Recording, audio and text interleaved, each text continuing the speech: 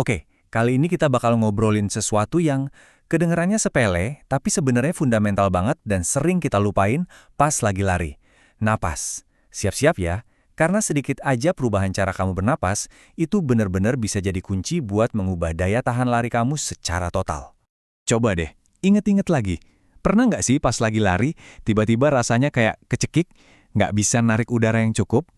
Atau baru lari sebentar tapi rasanya tenaga udah habis duluan? Nah, ini seringkali bukan karena kamu kurang fit atau kurang latihan loh. Seringnya, biang keroknya justru ada di teknik pernapasan kita. Oke, kita bedah dulu nih masalahnya. Kita mulai dari kebiasaan bernapas yang hampir semua dari kita lakuin tanpa sadar, dan kenapa? Ternyata, kebiasaan itu justru menyabotase performa lari kita. Nah, ini dia nih, biang kerok utamanya, pernapasan dada. Iya, kedengarannya alami banget kan? Tapi ternyata inilah penghambat terbesar kita. Kenapa? Karena ini adalah cara bernapas yang dangkal dan boros energi banget. Coba perhatiin deh poin-poin ini. Ini penting banget. Kalau kita napas pakai dada, kita itu maksa otot-otot kecil di leher dan bahu buat kerja keras. Coba bayangin deh, ini tuh kayak kita nyoba ngangkat barbel pakai otot jari, bukan pakai bisep. Ya, nggak bakal efisien kan? Napasnya jadi pendek-pendek, cuma ngisi bagian atas paru-paru. Akibatnya, oksigen yang masuk minimal. Jantung jadi harus kerja ekstra keras buat pompa darah, dan ya, energi kita jadi cepet banget habisnya. Oke, cukup ngomongin si biang kerok tadi. Sekarang, mari kita kenalan sama pahlawan dalam cerita ini. Mesin pernapasan utama yang sebenarnya udah kita punya dari lahir. Kenalin, namanya diafragma. Ini bukan otot sembarangan. Anggap aja diafragma ini tuh mesin V8-nya sistem pernapasan kita. Gede, kuat, dan emang dirancang buat kerja berat. Posisinya pas di bawah paru-paru, bentuknya kayak kubah. Jadi, cara kerjanya tuh sebenarnya simple tapi jenius. Pas kita tarik nafas, diafragma ini bakal nekan ke bawah, kayak piston raksasa gitu.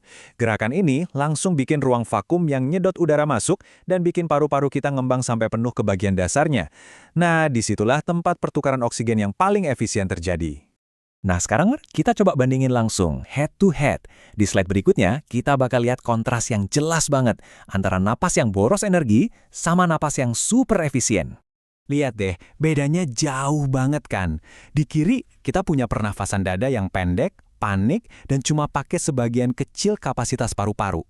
Di kanan, pernafasan diafragma yang dalam, tenang, dan benar-benar memaksimalkan setiap tarikan napas pakai mesin utama tubuh.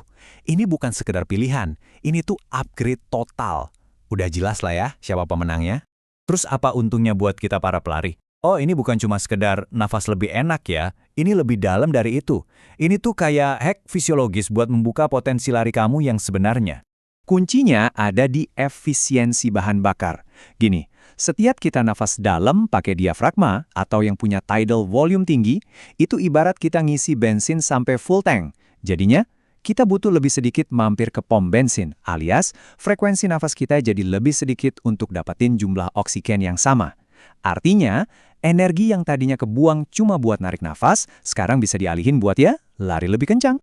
Nah, tabel ini nunjukin hitung-hitungannya dengan jelas banget. Coba lihat baris yang bawah. Napas dalam pakai diafragma, itu biaya energinya rendah.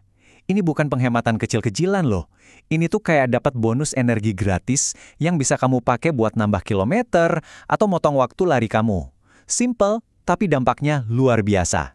Ada satu lagi nih, keuntungan gede soal stabilitas skor. Nah, banyak pelari kan diajarin buat kunci perut biar stabil.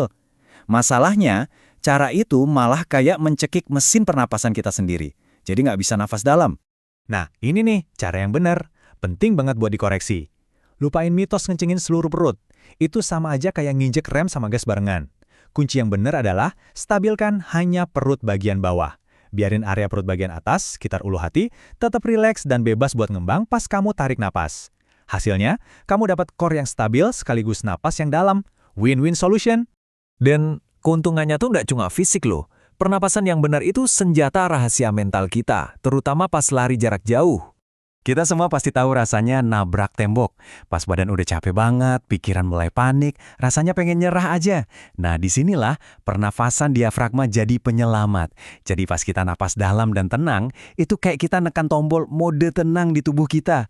Ini secara harfiah, matiin respon panik, bikin kepala tetap dingin, dan ngasih kita kekuatan mental buat terus lanjut ngelewatin momen-momen terberat itu. Oke, teorinya udah cukup. Sekarang kita langsung praktek. Ada satu latihan super simple yang bisa kamu lakuin di mana aja buat melatih ulang kebiasaan bernapas kamu dari awal. Namanya pernapasan perut. Gampang banget. Kamu tinggal berbaring yang nyaman, satu tangan di dada, satunya lagi di perut. Pas kamu tarik napas pelan-pelan lewat hidung, fokusin semua perhatian kamu buat bikin tangan yang di perut itu naik. Sementara tangan yang di dada, usahain tetap diam. Coba lakuin ini beberapa menit tiap hari. Ingat ya, tujuannya bukan biar kamu mikirin ini pas lari nanti. Bukan. Tujuannya itu buat ngebangun memori otot. Biar napas ini jadi otomatis, jadi refleks. Jadi, intinya jelas banget ya, bernapas itu bukan lagi soal bertahan hidup pas lari, tapi ini adalah alat buat mendominasi performa kamu. Dengan menguasai napas, kamu itu sebenarnya megang kunci buat lari lebih jauh, lebih kuat, dan lebih lama dari yang kamu kira. Pertanyaannya sekarang bukan lagi mau coba atau enggak, tapi setelah kamu kuasai ini, seberapa jauh lagi kamu bisa berlari?